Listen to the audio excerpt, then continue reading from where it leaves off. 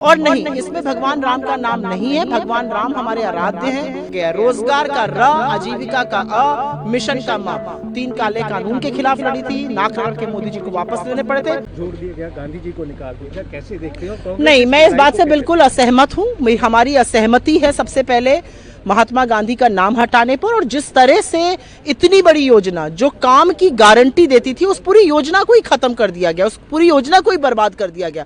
इस नए कानून में काम की कोई गारंटी नहीं है। और नहीं, इसमें भगवान राम का नाम नहीं है। भगवान राम हमारे आराध्य हैं, हमारे ईश्वर हैं, हमारी आस्था, हमारी मर्यादा का प्रतीक है। भगवान राम की हम पूजा करते हैं। इसमें एक्रोनिम बनाया गया है, रोजगार का र, आजीविका का अ, मिशन का म। भगवान राम का ये अपमान बिल्कुल मत करिए। भगवान राम में करोड़ों लोग आस्था रखते हैं। जो आप कर रहे हैं वो बिल्कुल गलत है। आप देखिएगा आने वाले दिनों में लोग सड़कों पर उतरेंगे।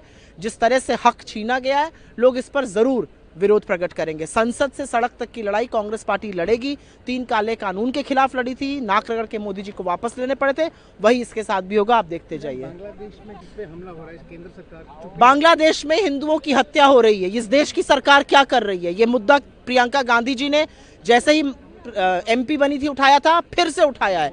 इस देश की सरकार की क्या जिम्मेदारी है? आपकी कोई जवाबदेही नहीं है। बांग्लादेश में हिंदुओं की निर्मम हत्या की जा रही है, कोई लॉ एंड ऑर्डर वहां पर नहीं है। आपको क्या ये नहीं लगता कि हिंदुओं को वहां पर सुरक्षित करना चाहिए? आप अपने आप को हिंदू बताते हैं, आप ढोंगी हिंदू हैं। आप भगवान राम की अवहेलना करते हैं, भगवान राम को एक एक्रोनिम बनाते हैं, आप हिंदुओं को मरने के लिए छोड़ देते हैं। आपकी क्या जिम्मेदारी है? धन्यवाद। मनरेगा स्कीम का नाम बदल दिया गया, उसमें राम जी का नाम कहते हैं कि हमने जोड़ दिया, गांधी जी का डाल दिया, कैसे देखते हैं? और कांग्रेस इस लड़ाई को लड़ेगी कैसे? देखो, राष्ट्रपिता महात्मा गांधी का नाम बदलना ये कोई अच्छी बात नहीं है। ये दर्शाता है कि वो जो बीजेपी की नत्थू गोडसे वाली सोच है वो अभी गई नहीं है। दूसरी बात, भगवान राम जी तो हमारी सबकी आस्था है।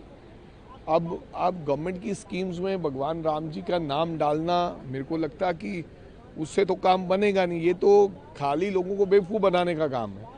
और बहुत चीज़ें हैं जिनको भगवान राम जी के नाम से आप कर सकते हैं। महात्मा गांधी के नाम को हटा के हमारे भगवान का नाम वहाँ पर लगाना, मेरे को लगता है इससे बात मंशा तो ये है कि गरीबों के लिए स्कीम बंद करनी है। क्योंकि मोदी जी ने एक ज़माने में कहा था कि ये कांग्रेस की विफलताओं का एक पलंदा है जिसको मैं चालू रखूँगा।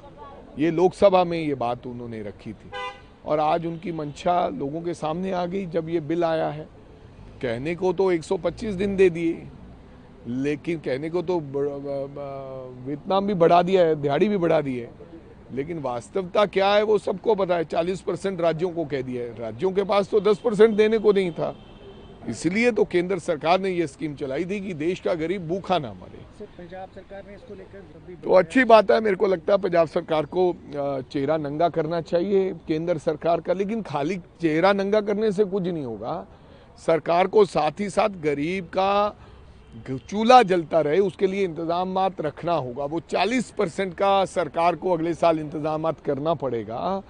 अपने बजट में प्रोविज़न लानी पड़ेगी कि मनरेगा के काम के लिए हमने 40% जो हमारा शेयर है वो रख लिया है। अगर वो रख लेंगे तो शायद हमारा काम चल जाएगा, नहीं तो हमारा बहुत बड़ा नुकसान होने वाला है।